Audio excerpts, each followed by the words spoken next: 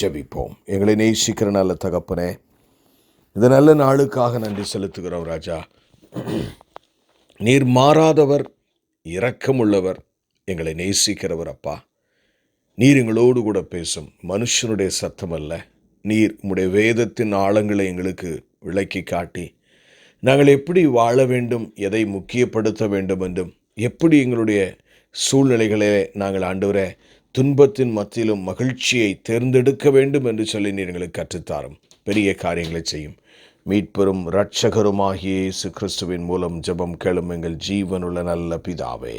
ஆமேன், ஆமேன், ஆமேன், ஆமேன். பிரியமானவர்களே, இன்றைக்கு நாம் அந்த மேற்கொள்ளுகிறவன் என்ற சத்தியத்தினுடைய கடைசி பகுதிக்கு நேராக நாம் வந்திருக்கிறோம். ஆகவே நாம் ஒரு ஜெயம் கொள்ளுகிறவனுடைய மேற்கொள்ளுகிறவனுடைய ஆசீர்வாதங்களை குறித்து நாம் பார்த்து கொண்டிருக்கிறோம். அதை இன்றைக்கு இந்த செய்தியை நாம் முடிக்கலாம் என்று நான் கர்த்தருக்குள்ளே நான் விசுவாசிக்கிறேன். வெளிப்படுத்தின விசேஷம் 3ஆம் அதிகாரம் 5ஆம் வசனம். ஹல்லேலூயா. வெளிப்படுத்தின விசேஷம் 3ஆம் அதிகாரம் 5ஆம் வசனம். ஜெயம் கொள்ளுகிறவன் எவனோ அவனுக்கு வெண்வஸ்திரம் தரிப்பிக்கப்படும். ஹல்லேலூயா. ஜீவ புஸ்தகத்திலிருந்து அவனுடைய நாமத்தை நான் கிறுக்கி போடாமலும் என் பிதா முன்பாகவும் அவருடைய தூதர்கள் முன்பாகவும் அவன் நாமத்தை அறிக்கையிடுவேன். அமேசிங். அதாவது எனக்கு அருமையானவர்களே, இந்த உலகத்தில் நான் ஏற்கனவே சொல்லி கொண்டிருந்தேன், நீங்கள் 3 காரியங்களிலே ஜெயம் கொள்ளுகிறவர்களாக இருக்க வேண்டும் என்பதை முக்கியப்படுத்த வேண்டும். 1, பிசாசை நான் ஜெயிப்பேன் என்று நீங்கள் ஜெயம் பெற வேண்டும் கடவுளுடைய துணையினாலே. 2வது, ஆமேன், ஆமேன், ஆமேன், ஆமேன், உங்களுடைய வாழ்க்கையில் உலக ஆசை, ஆமேன், ஆமேன், ஆமேன், உலக ஆசையிலே நீங்கள் ஜெயம் பெற வேண்டும். 3வது, மாம்சத்திலே ஜென்ம ஸ்வாபங்களிலிருந்து நீங்கள் ஜெயம் பெற. இந்த 3ஐயும் யாரெல்லாம் ஜெயம் பெறுகிறார்களோ, அதாவது என்னுடைய ரத்தின சுருக்கமாய் சொல்ல வேண்டுமானால், எந்த துன்பத்திலும் எந்த கஷ்டத்திலும் தன்னுடைய விசுவாசத்தை முடிவு பரியந்தமும் மரண பரியந்தம் எனக்கு என்ன நடந்தாலும் சரி, நான் இயேசுவிடத்தில் ஜெபிப்பதையோ ஊழியத்தையோ துதிப்பதையோ அவருக்காக செய்கிற எந்த பணியை நான் நிறுத்த மாட்டேன் என்று சொல்லி விசுவாசத்தோடு தொடர்ச்சியாக நிற்கிற ஜனங்கள், அவர்கள் ஜெயம் பெற்றவர்கள். அல்லேலூயா, ஆமேன். அப்படிப்பட்டவர்களுக்கு தேவன் என்ன சொல்லுகிறார்? ஜெயம் கொள்ளுகிறவன் எவனோ அவனுக்கு வெண்வஸ்திரம் தரிப்பிக்கப்படும். அல்லேலூயா. ஒரு மேன்மை. எனக்கு அருமையான தேவ ஜனமே, உங்களுடைய ஒரு ஒளியினால் ஆன ஒரு வஸ்திரத்தை தேவன் உங்களுக்கு தரிக்க போகிறார். ஆமென். ஆச்சரியமான ஒரு காரியம். அதாவது இதனுடைய அடையாளம் என்ன? உங்கள் வாழ்க்கை தலைகீழாக மாறப்போகிறது பரலோக ராஜ்யத்தில். இப்பொழுது நீங்கள் பார்க்கிறபடி அல்ல. உங்கள் கண்ணீர் யாவையும் தேவன் துடைப்பார். உங்கள் துக்கம் இனி மரணமும் இல்லை, அலறுதலும் இல்லை, துக்கமும் இல்லை. பழையவைகள் எல்லாம் ஒழிந்து போயிற்று. இப்போ பாருங்க, வெண் வஸ்திரம் தரிப்பிக்கப்படும். யாருக்கு? ஜெயம் கொள்ளுகிறவர்களுக்கே. கர்த்தர் நமக்காக யாவற்றையும் இலவசமாக சிலுவையிலே செய்து முடித்து விட்டார். ஆனால் அந்த இலவசமாய் பெற்று ஒரு காரை நான் வச்சிருக்கேன்னு சொல்லிட்டு, நான் கார் லைசன்ஸும் வாங்கலைங்க, நாங்கள் ஓட்டவும் மாட்டோங்க, அப்படியே நிற்கும். எங்கள் வீட்டிலே ஒரு கார் இருக்கு. அது அல்ல பிரியமானவர்களே கிறிஸ்தவ வாழ்க்கை. இந்த தேவன் உயிரோடு இருக்கிற தேவன், சகலத்தையும் உண்டாக்குனவர், சகலத்தையும் செய்ய வல்லவர். அந்த இயேசுவை வைத்துக்கொண்டு உங்களுடைய வாழ்க்கையில என்ன செய்கிறோம் என்பது முக்கியம். What you are doing? ஆண்டவர் சொல்றாரு, நீ முடிவு பரியந்தமும் உன் பரிசுத்தத்திலும் உன் விசுவாசத்திலும் நீ உறுதியாயிருப்பாயானால், உனக்கு வருகிற துன்பங்கள் எல்லா டெஸ்ட்லையும் நீ பாஸ் பண்ணுவாயானால், நீ ஜெயம் கொள்ளுகிறவனாய் இருப்பாய். நான் உனக்கு வெண் வஸ்திரத்தை தரிப்பிக்கப்படும். வஸ்திரம்னா என்ன அர்த்தம்? யோசிச்சு பாருங்களேன். It relates to so many things. முதலாவது, நீங்கள் ஒரு கல்யாண வீட்டுக்கு போகும்போது இருக்கல மோசமான ட்ரெஸ்ஸையாக போட்டு போவீங்க. திறப்பீங்க. அன்னைக்கு உங்களுக்கு மனசுக்கு பிடிச்ச அதே மாதிரி எல்லாரும் நம்மளை பார்த்து நல்ல ட்ரெஸ்ஸுன்னு சொல்லக்கூடிய நம்முடைய செல்ஃப் இமேஜ், இப்போ நம்மளை ஒரு சந்தோஷத்தை குறிக்கிற காரியம். You are being invite. நீங்கள் அழைக்கப்பட்டவர்கள் என்பது அங்கே இருக்கல. கோட்டு சூட்லாம் போட்டிங்கன்னா வெரி வெரி இம்பார்ட்டன்ட் ஃபங்க்ஷன் அர்த்தம். டையெல்லாம் கட்டிட்டீங்கன்னா பெரிய இருக்கல பெஸ்ட் பட்டு சாரி எடுத்து கட்டுறோம் ஒருத்தன் அப்படின்னு சொன்னால் என்ன ஆகும்? அது இருக்கிறதுல it talks about Joy, it talks about glory. பரலோக ராஜ்யத்தில் எப்படிப்பட்ட நம்ம மாதிரியா துணி இருக்கும்? மகிமை ஒளியின் வஸ்திரம். பிரியமானவர்களே, ஜஸ்ட் இமேஜின், நம் மனுஷகுமாரனை போல நம் கிருபை பெறுவோம். ஒளியின் வஸ்திரத்தை தேவன் உங்களுக்கு கொடுக்கப்படுறார். ஏன்னா அந்த வஸ்திரம் இருந்தால் தான் நீங்கள் தேவனுடைய சமூகத்துக்கே போக முடியும். வெண்மையான வஸ்திரத்தை அவர் உங்களுக்கு தருவார். ஆமேன், ஆமேன், ஆமேன். எனக்கு அருமையான தேவன். அது மாத்திரம் அங்கே சொல்லப்படவில்லை. ஜீவ புஸ்தகத்திலிருந்து அவனுடைய நாமத்தை நான் கிறுக்கி போடாமல். அல்லேலூயா, ஆமென். எல்லாருடைய பேரையும் ஒருவேளை ஆண்டவர் ஜீவ புஸ்தகத்தில் எழுதி வச்சிருப்பார் போல. யார் யாரெல்லாம் ஜெயம் பெறுகிறானோ, ஏன்னா அப்படி பெறாதவனெல்லாம் கிறுக்கி போட்டுருவார்னு நினைக்கிறேன். அதுதான் என்னுடைய அர்த்தம். ஜெயம் பெறாதவனுடைய பேர்கள் எல்லாம், ஜெயம் கொள்ளாதவர்கள், மேற்கொள்ளாதவர்களுடைய பேரெல்லாம் கிறுக்கி போடப்படும். எவ்வளோ ஒரு பரிதாபம் பாருங்கள். ஏன்னா நீ மிஞ்சி மிஞ்சி போன அந்த பூமியில் எவ்வளோ நாளுங்க வாழ்ந்துருவீங்க? நல்லா யோசிங்க. 100 வருஷத்துக்கு முன்னாடி வாழ்ந்த அநேகர், ஏன் யாருமே இல்லை என்று சொல்லலாம், ஒருவரும் இல்லை. உங்களுடைய உபத்திரவம் கொஞ்ச காலம். பிரியமானவர்களே, உங்கள் வயசை கழிச்சுக்கிங்க. நீங்கள் எத்தனை வருஷம் உயிரோடு இருப்பேன் நீங்களே நினைக்கிறீங்க? யோசிச்சு பாருங்க. ஒரு சிலர் கேட்டால் 60ம்பாங்க, இல்லை 70ம்பாங்க, இல்லை 80ம்பாங்க. 80 வயசை நீங்கள் வச்சுக்கோங்களேன். உங்கள் வயசை கழிச்சு பாருங்கன்னு எவ்வளோ நாள் உயிரோடு வாழ்ந்துருவீங்க? ஏன் தேவையில்லாத கவலை? பிரியமானவர்களே, நீங்கள் ஜெயம் கொள்ளுகிறவர்களாக இருக்க வேண்டும். அப்படி இருப்பீர்களானால் மகிமையான ஒரு வாழ்க்கை உங்களுக்காக பரலோக ராஜ்யத்தில் காத்திருக்கிறதே. ஏன்னா பிசாசு என்ன செய்கிறான்? நம்முடைய கவலைகள், கண்ணீர்கள் எல்லாம் முன்னாடி கொண்டாந்து விட்டு, நீ என்ன பெரிய வாழ்க்கை, என்ன பெரிய சர்ச்சைக்கு போய் கண்ட, என்ன செஞ்சேன்னு சொல்லி நம்மளை மட்டுப்படுத்தி நாம் பெற்றிருக்கிற ரட்சிப்பை நாம் சந்தோஷப்படாமல் நம்முடைய துக்கங்களையே பார்த்து வாழ்ந்து கொண்டிருக்கிறோம். பிரியமா, அது கிறிஸ்தவ வாழ்க்கை அல்ல. ஜெயம் கொள்ளுகிறவருடைய இலக்கணம் துன்பத்தையே பார்த்து வாழ்கிறவன் அல்ல. இயேசுவை பார்த்து, அவருடைய சித்தத்தை பார்த்து, வரப்போகிறபடி மேன்மையான மகிமையான காரியங்களை நினைத்து நினைத்து அவன் தேவனை துதித்து பரிசுத்தமாய் வாழ்கிறவன் தான் ஜெயம் கொள்ளுகிறவன். நம்முடைய பேரை அப்படின்னு என்ன அர்த்தம்?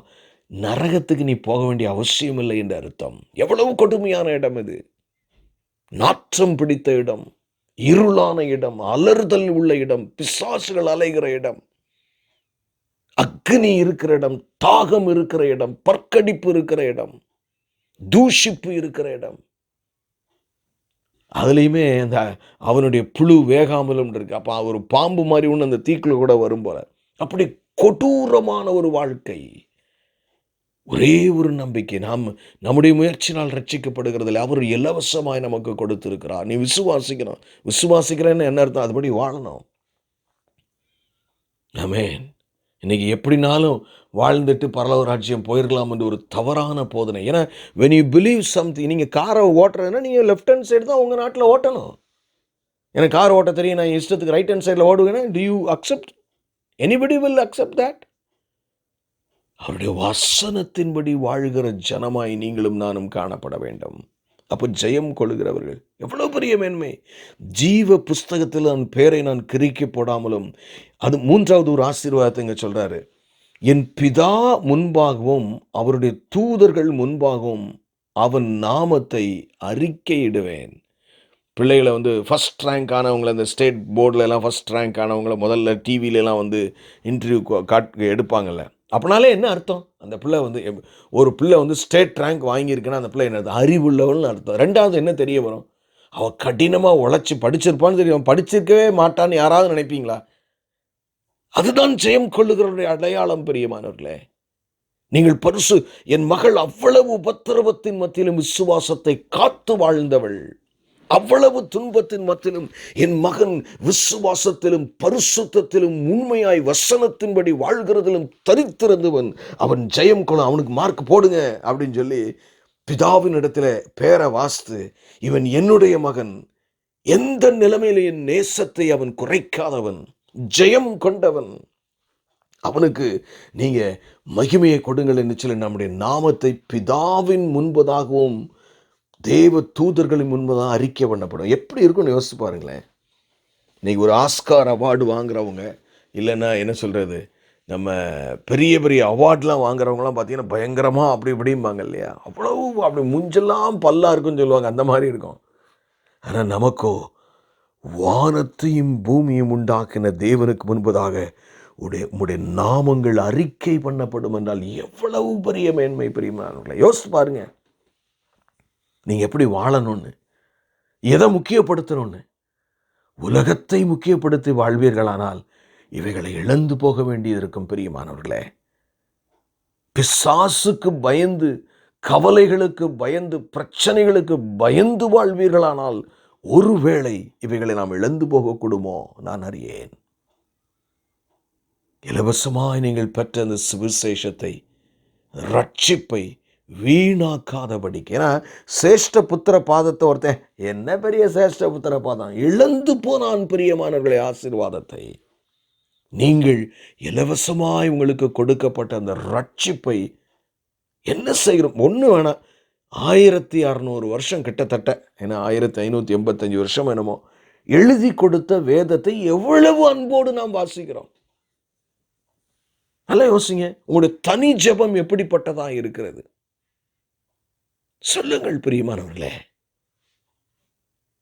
ஏதோ பேரை மாத்திரம் மாற்றி விட்டு இயேசு அப்படி ஏமாற்றவே முடியாது. நான் உன்னை அறிந்திருக்கிறேன், நீ ஆதியிலிருந்து கொண்ட அன்பை விட்டாய் என்று உன் பேரில் எனக்கு குறையுண்டு என்று சொல்லுகிற கர்த்தர். இவ்வளவு பெரிய 3 மென்மையான ஆசீர்வாதங்களை இங்கே காண்கிறோம். மென்மையான ஆசீர்வாதங்கள். ஒரு வெண் வஸ்திரம், வெளிச்சத்தின் வஸ்திரத்தை தேவன் உங்களுக்கு தரிப்பிக்க போகிறார். சந்தோஷமா இருக்கிறீங்களா? அது மாத்திரமல்ல, உங்கள் பெயர் ஜீவ புஸ்தகத்திலிருந்து கிறுக்கி போடப்படாமல் பாதுகாக்கப்படும் என்று. ஏன்னா அதை ஏசாமி மட்டும்தாங்க செய்ய முடியும், யாராலையும் செய்ய முடியாது. நீங்க பரலோக ராஜ்யத்துக்கு வருகிறத டெட்டர்மைன் பண்ணுகிற கர்த்தர் அவர். ஹல்லேலூயா. அது மாத்திரமல்ல பிரியமானவர்களே, என் பிதாவின் முன்பதாக, அவருடைய தூதர்கள் முன்பாகவும் அவன் அவள் நாமத்தை கர்த்தராகிய இயேசு கிறிஸ்துவே அறிக்கையிடுவேன் என்று சொல்லுகிறார். எப்படிப்பட்ட ஒரு பரலோக ராஜ்யம்! இழந்து போயிடாதீங்க. இன்னைக்கு இருக்கிற சூழ்நிலையை வைத்துக்கொண்டு நம்முடைய விசுவாசத்தை விட்டுவிட்டு தேவனை மறுதலித்து முறுமுறுத்து அந்த மகிமையான மேன்மையான வாழ்க்கை இழந்து போகாதீர்கள் பிரியமானவர்கள். எவ்வளவு சத்தமாக நான் சொல்ல முடியுமோ நான் சொல்ல விரும்புகிறேன். அத்தனை துன்பங்கள் வரலாம் இந்த உலகத்தில், அத்தனை வியாதிகள் வரலாம். உங்கள் விசுவாசத்தை உறுதியாய் பிடித்துக் கொள்ளுங்கள். ஏன்னா எவ்வளவு இந்த ஆசீர்வாதத்தின் உண்மையான ஆழங்களை நாம் ஒருவேளை கண்டுகொள்ளாமல் நீங்களும் நானும் இருக்கலாம். பிரியமானவர்களே, மென்மையான ஆசீர்வாதங்கள் உண்டு, மென்மையான ஆசீர்வாதங்கள் உண்டு. மத்தேயு 10ஆம் அதிகாரத்திற்கு நேராய் நாம் கடந்து செல்வோம். எனக்கு அருமையான தேவஜனமே, தொடர்ந்து இந்த வார்த்தையை நீங்கள் கேளுங்க. தேவனாகிய கர்த்தர் உங்களை மத்தேயு 10ஆம் அதிகாரம் 32ஆம் வசனம். மத்தேயு 10ஆம் அதிகாரம் 32ஆம் வசனம். மனுஷர் முன்பாக என்னை அறிக்கை பண்ணுகிறவன் எவனோ. பைபிள் எப்பவுமே அது சொல்லுது. எப்படி? யாரை தேவன் முன்னாடி அறிக்கை பண்ணுவாராம்? கர்த்தராகிய இயேசு கிறிஸ்து பிதா முன்னாடியும் தூதர்கள் முன்னாடியும், மனுஷர் முன்பாக என்னை அறிக்கை பண்ணுகிறவன் எவனோ அவனை நானும் பரலோகத்தில் இருக்கிற என் பிதாவின் முன்பாக அறிக்கை பண்ணுவேன். கிளியரா இருக்கு.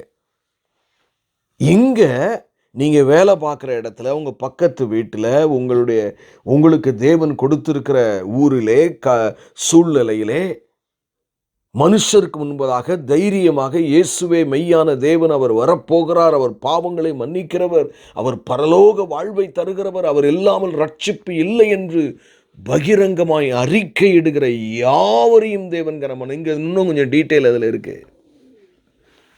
அப்ப ஜெயம் கொள்ளுகிறவருடைய இலக்கணம் என்ன?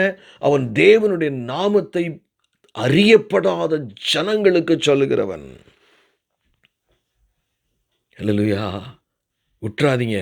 நீங்க இந்த பூமியில மனுஷனா வாழும் பொழுதுதான் இதெல்லாம் இந்த மெரிட்லாம் உங்களுக்கு ஏர்ன் பண்ண முடியும். This is the time. This is the situation. இந்த நேரத்தில் பிசாசு உங்களுடைய மூளையில கொடுக்கிற சிந்தனையை பிரதானப்படுத்தாதிருங்க. உன் பிரச்சனையை பாரு, அவன் அதுதான் சொல்லுவான் எப்பவுமே. இல்லை, சந்தோஷமா இருங்கள் என்று மறுபடியும் உங்களுக்கு சொல்லுகிறேன் என்று வேதம். ஏன்?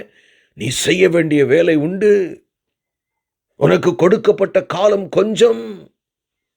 அதற்குள்ளே நீ எழுந்து பரிசுத்தத்தை அறிவிக்கத்தக்கதாய் உப்பாக ஒளியாக, இப்பமே ஒளியா வாழாம பின்னாடி ஒளியா ஒரு வஸ்திரம் கொடுக்கணும்னு நம்ம எதிர்பார்க்க முடியாது பிரியமானவர்களே.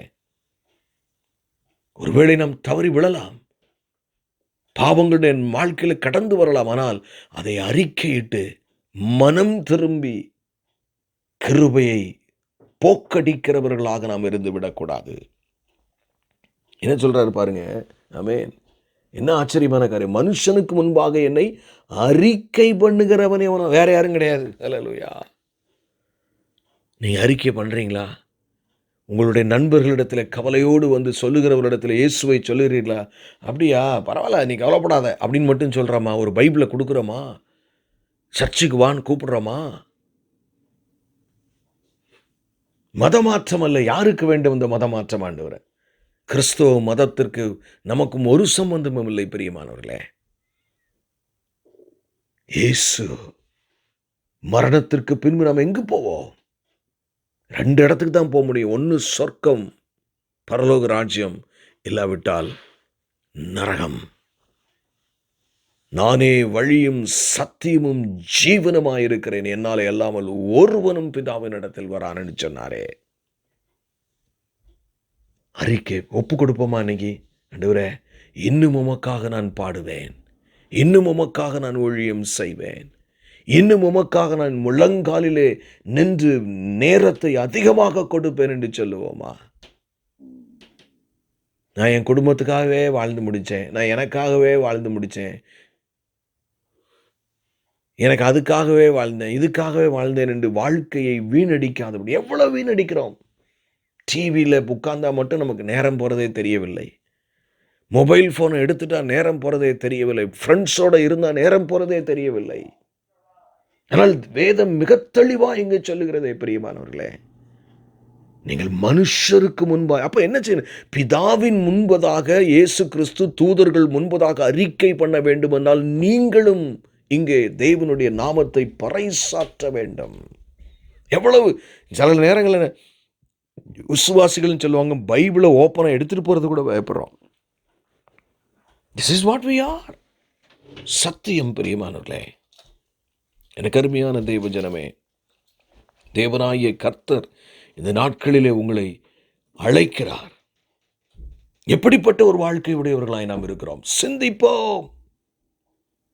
Just listen. எவ்வளவு பெரிய ஆசீர்வாதம் ஜெயம் கொள்ளுகிறவர்களுக்கு பாருங்கள். அது மாத்திரமல்ல, வெளிப்படுத்தின விசேஷம் 21ஆம் அதிகாரம் 27ஆம் வசனத்தை உங்களுக்கு நான் வாசிக்கிறேன். கடைசி வசனம், வெளிப்படுத்தின விசேஷம் 21ஆம் அதிகாரம் 27ஆம் வசனம். தீட்டுள்ளதும் அருவருப்பையும் பொய்யையும் நடப்பிக்கிறதுமாகிய ஒன்றும் அதில் பிரவேசிப்பதில்லை. பொய் சொல்கிறவங்க, கூட்டி குறைச்சி பேசுகிறவங்க கேரண்டியாக பரலோக ராஜ்யம் எப்படின்னு பாருங்கள். நான் சொல்லலை, வசனம் சொல்லுது. தீட்டுள்ளதும் அருவருப்பானதும் பொய்யும். பொய்யும்னா நிறைய நேரங்களில் நம்ம பொய் சொல்கிறது மட்டும் கூட்டி குறைச்சி உள்ளதை உள்ளதென்றும் இல்லதை இல்லதென்றும் சொல்லுங்கள், இதற்கு மிஞ்சினது பாவத்தினால் உண்டாயிருக்கும் என்று வேதம் சொல்லுகிறது. Let your yes be yes and no be no. That's what the Bible says. நீங்கள் ஒருவேளை பொய் சொல்லுகிறவர்களாக இருப்பீர்களானால் கூட்டி குறைச்சி பேசுகிறவர்களாய் இருப்பீர்களானால், காரியங்களை மறைக்கிறவர்களாய் இருப்பீர்களானால், இல்லாவிட்டால் அதை பெரிதாக்கி சொல்லுகிறவர்களாய் இருப்பீர்களானால், எச்சரிப்பு. பரலோகராஜ்யத்தில் பிரவேசிக்க முடியாதான்? நான் மீண்டும் வாசிக்கிறேன். தீட்டுள்ளதும் அருவருப்பையும் பொய்யையும் நடப்பிக்கிறதுமாகிய ஒன்று முதல் பிரவேசிப்பதில்லை. அப்ப நீங்க பிரவேசிக்கலாமா? உங்களையே நீங்கள் ஏமாற்றிக் கொள்ளாதிருங்கள். இது சத்தியம். பரலோக ராஜ்யம் என்பது அவருடைய இரத்தத்தினால் கழுவப்பட்டு அவருடைய சாட்சிகள் செல்லுகிற இடம். அப்படின்னு என்ன அர்த்தம்? அவரை போல வாழ்கிறவர்கள் செல்லுகிற இடம். எனக்கு அருமையான தெய்வ ஜனமே, நான் மீண்டும் சொல்கிறேன், தவறுகள் வரலாம். ஆனால் மனம் திரும்புகிறவர்களாய் நீங்கள் இருக்க வேண்டும். ஆண்டவர் என்ன சொல்ற பாருங்க, தீட்டுள்ளதும் அருவருப்பும் பொய்யையும் நடப்பிக்கிறதும் ஒன்று முதல் பிரவேசிப்பதில்லை, ஆட்டுக்குட்டியானவரின் ஜீவ புஸ்தகத்தில் எழுதப்பட்டவர்கள் மாத்திரம் முதல் பிரவேசிப்பார்கள். எவ்வளவு தெளிவாக வேதம் சொல்லுகிறது என்று பாருங்கள். யார் பரவாயில்ல சொல்ல முடியும்? ஜீவ புஸ்தகத்திலே பேர் எழுதிறவர்களா இருக்கணும். இடையில கிரிக்கிறவர் ஆண்டவர். கவனம்.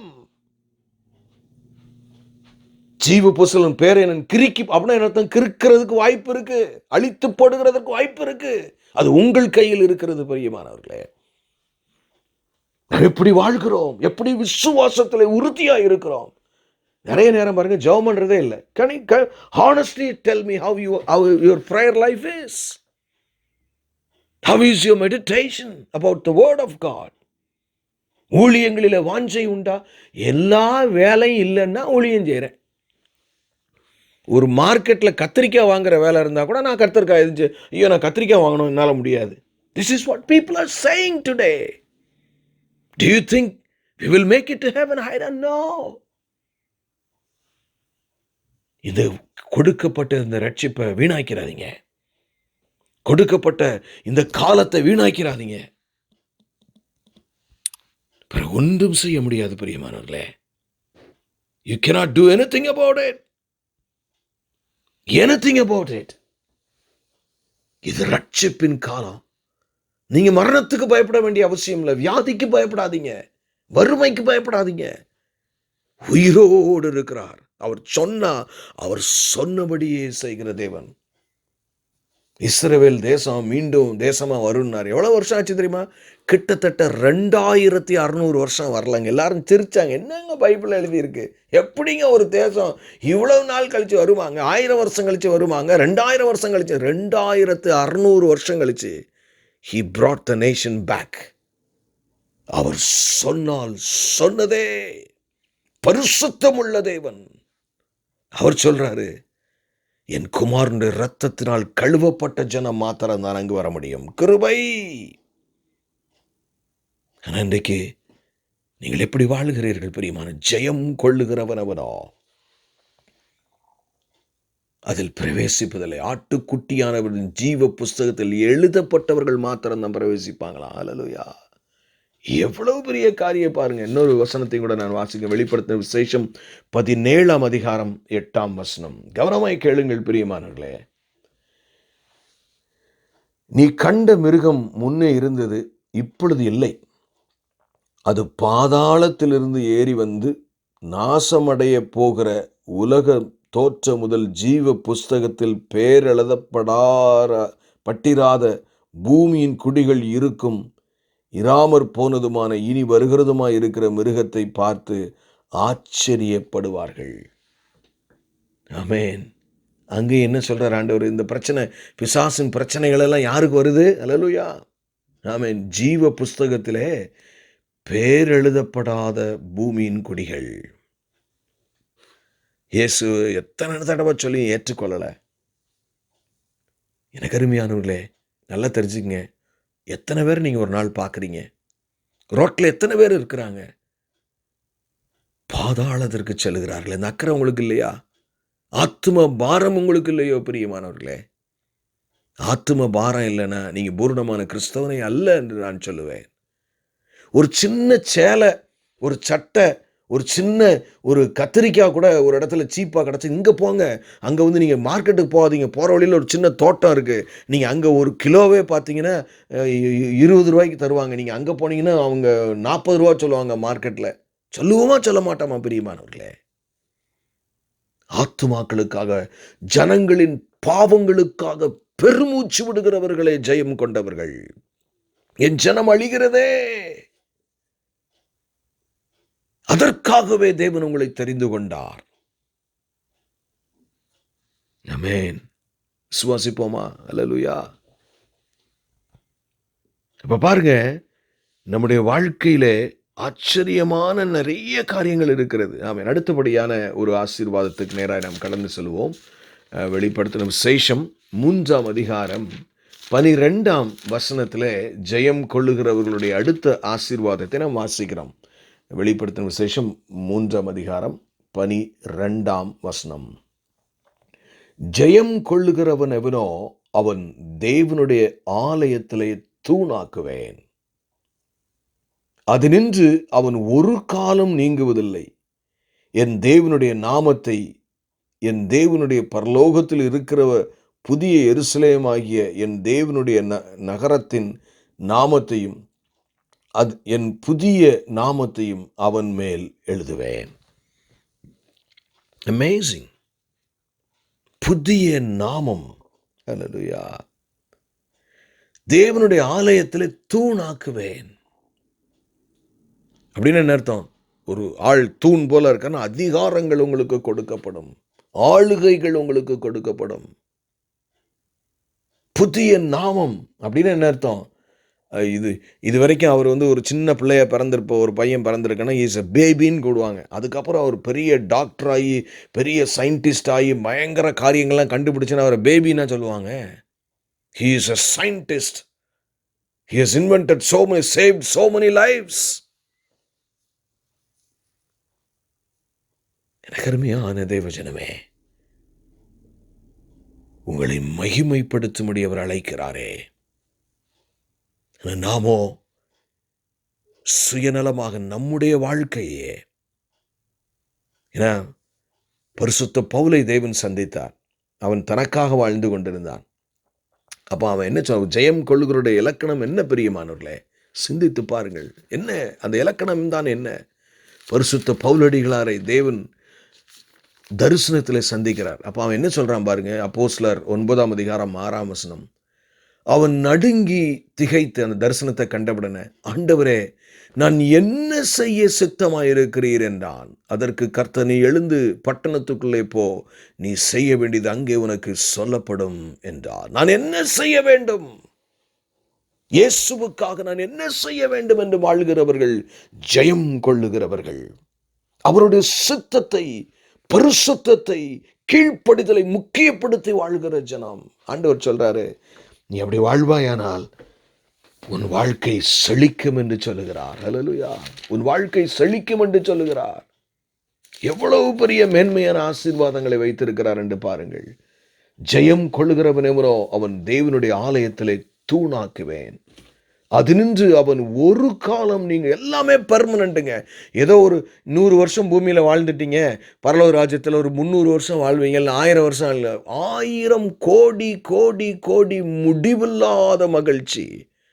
அப்போ அந்த பூமியில கொஞ்சம் உபத்திரவங்கள் அவருக்காக சகிக்கிறதுனால என்ன பிரியமானவர்களே? யோசியுங்கள், ஏமாந்து போகாதிருங்கள்.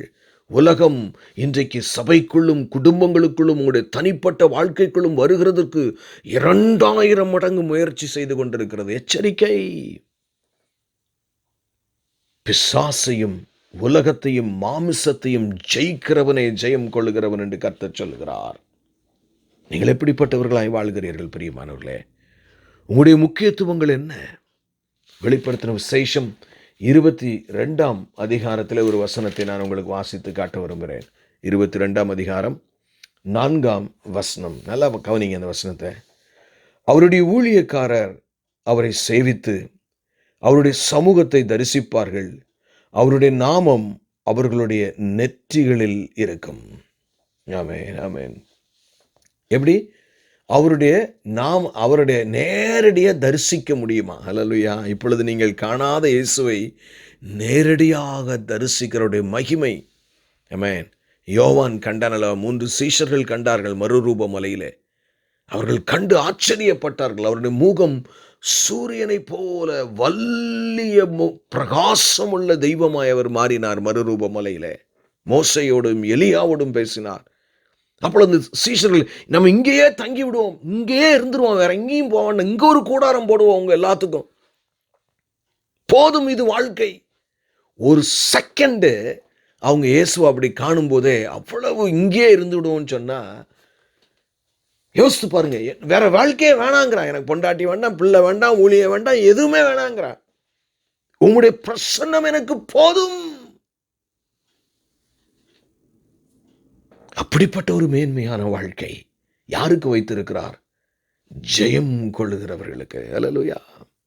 உங்களுக்கு தான் பிரியமானவர்களே, அவருடைய ஊழியக்காரர் அவரை சேவித்து அவர் சொல்றதெல்லாம் செய்வாங்க. 1000 வருடம் இந்த பூமியில உங்களை கொண்டு ஆட்சி செய்ய போகிறாரே.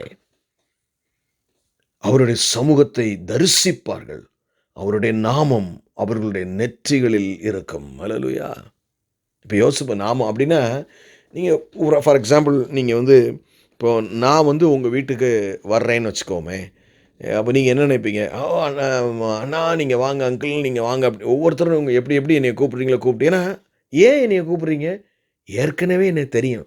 இது உங்கள் ஊர்லேயே வாழ்கிற ஒருத்தன் ஒரு 10 தெரு தள்ளி வாழ்கிறவன் திடீர்னு உங்கள் வீட்டுக்குள்ளே ஏற்றுக்குவீங்களா? ஏற்றுக்குவேன். ஏன்னா அவனுக்கு தெரியாது. நாமத்தை எழுதியிருக்கிறேன்னா என் பிள்ளை அப்படிங்கிறத அவர் தெரிஞ்சனால வாடான்னு கூப்பிடுறாரு. அப்போ நம்ம ஜெயம் கொள்ளுகிறவன் அந்த நாமம் தேவ சமூகத்திலே அவனை கூட்டுவாங்க அப்படின்னு சொல்ற மாதிரி அது. அல்லேலூயா. எவ்வளவு பெரிய மேன்மை. நம்ம இன்னைக்குமே நம்முடைய மூளை இந்த கெட்டுப்போன மூளை உலகப்படியாவே தான் சிந்திக்குது.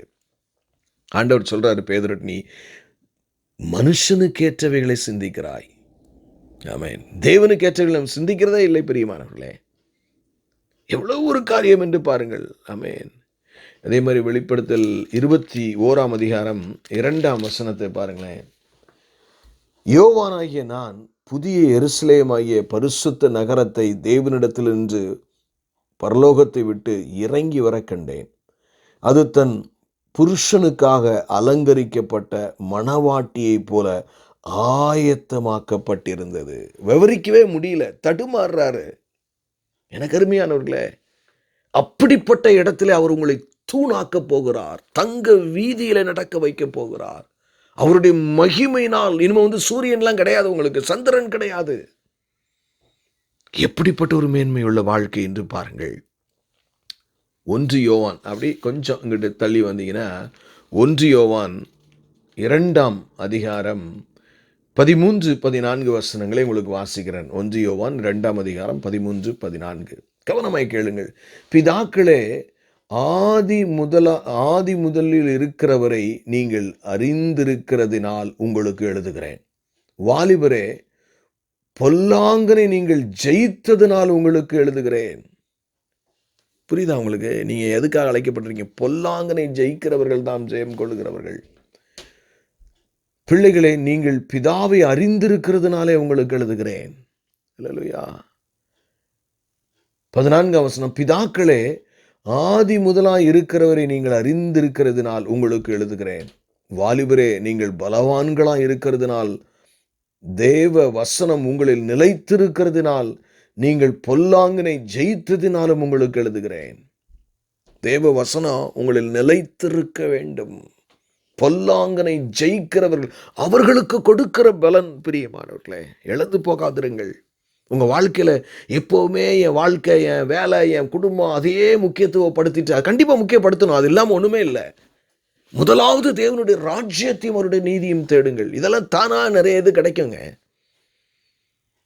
நிறைய அறிவாளிகள் பிச்சை எடுக்கிறவர்களை நான் கண்டிருக்கிறேன். ஒரு அறிவு இருக்காது, அவன் செல்வந்தனா இருக்க நான் கண்டிருக்கிறேன். ஒன்றுமில்லாத உலகம், மாயையான உலகம். ஆண்டவர் சொல்றாரு, ஆமென், ஜீவ புஸ்தகத்தில், ஆமென் ஆமென், எவனுடைய பெயர் காணப்படுகிறதோ அவன் பாக்கியவானாம். அல்லேலூயா. இங்கே நாம் பார்க்கிறோம். ஆமென். ஜெயம் கொள்ளுகிறவன் எவனோ அவனை என் தேவனுடைய ஆலயத்தில் தூணாக்குவேன், அது நின்று அதன் ஒரு காலம் நீங்குவதில்லை. என் தேவனுடைய நாமத்தை, ஆமென் ஆமென் ஆமென், என் தேவனுடைய பரலோகத்தில் இருக்கிறவர் ஆகிய புதிய எருசலேம் ஆகிய என் தேவனுடைய நகரத்தின் நாமத்தையும் என் புதிய நாமத்தையும் அவன் மேல் எழுதுவேன். எவ்வளோ பெரிய ஆசீர்வாதம்! உங்களுக்கு வேணுமா அது? அல்லேலூயா. கடைசியாக ஒரு ஆசீர்வாதத்தை நாம் பார்த்து அதோடு நாம் முடிப்போம். வெளிப்படுத்தின விசேஷம் 3ஆம் அதிகாரம் 21ஆம் வசனம். வெளிப்படுத்தின விசேஷம் 3ஆம் அதிகாரம் 21ஆம் வசனம். நான் ஜெயம் கொண்டு என் பிதாவினுடைய சிங்காசனத்திலே அவரோடே கூட உட்கார்ந்தது போல ஜெயம் கொள்ளுகிறவன் எவனோ அவனும் என்னுடைய சிங்காசனத்திலே என்னோடு கூட உட்காரும்படிக்கு அருள் செய்வேன். இதை விட என்னங்க வேணும்? அவர் சொல்றாரு, ஜெயம் கொள்ளுக இயேசு கிறிஸ்துவோடு அவருடைய சிங்காசனத்தில் அமருகிற, அதாவது அவருக்கு இணையான, அவர் கொடுக்கிற, அவரோடு நெருங்கி போய் பக்கத்தில் இருந்து பேசிட்டு அந்த கிருபை கிடைக்கணும்னா நீங்கள் எப்படிப்பட்டவர்களா? உங்களுக்கே தெரியும். இதெல்லாம் யாரும் சொல்ல வேண்டிய அவசியமே இல்லை.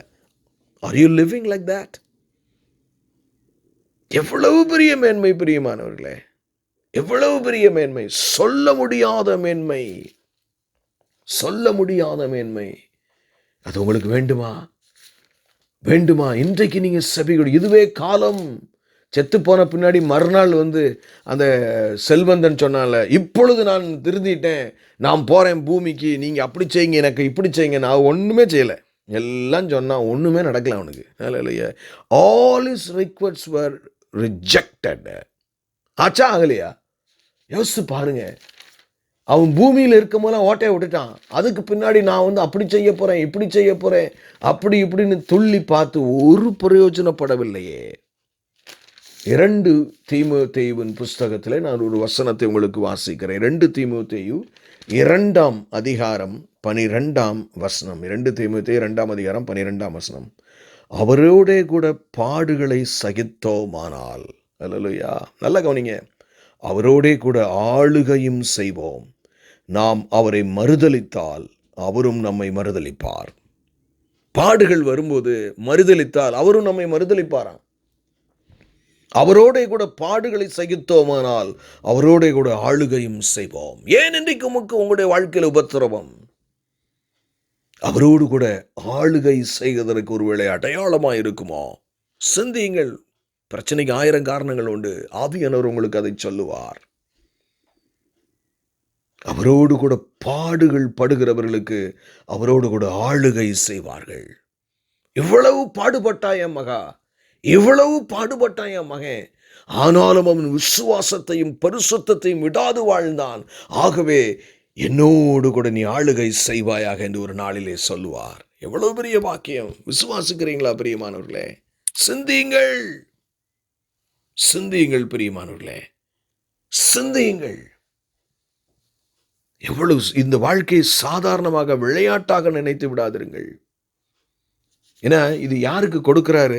நம்ம எல்லாருக்குமே தெரியும். ரொம்ப தெரிஞ்ச வசனம், மனப்பாட வசனம் இல்லையா? நீங்கள் ஒருவேளை இந்த வசனத்தை நீங்கள் இன்னும் மனப்பாடம் பண்ணலைன்னா முதல்ல நீங்கள் மனப்பாடம் பண்ண வேண்டிய வசனம். ஆமென். யோவான் 3:16. தேவன் தம்முடைய ஒரே பேரான குமாரனை விசுவாசிக்கிறவன் எவனோ அவன் கெட்டு போகாமல் நித்திய ஜீவனை அடையும்படிக்கு அவரை தந்தருளி எவ்வளவாய் உலகத்தில் அன்பு கூர்ந்தார். அருமையான தேவஜனமே, உங்களையும் என்னையும் ஆண்டவர் ஆசீர்வதிக்கிறார். ஹல்லேலூயா. எவ்வளவு பெரிய ஆசீர்வாதம் பாருங்க. இது யாரு கொடுக்கிறாரு? ஜெயம் கொள்ளுகிறவர்களுக்கு கொடுக்கிறார். ஹல்லேலூயா. ஜெயம் கொள்ளுகிறவர்களுக்கு அவர் கொடுக்கிறார். ஜெயம் கொள்ளுகிறவர்களுக்கு அவர் கொடுக்கிறார்.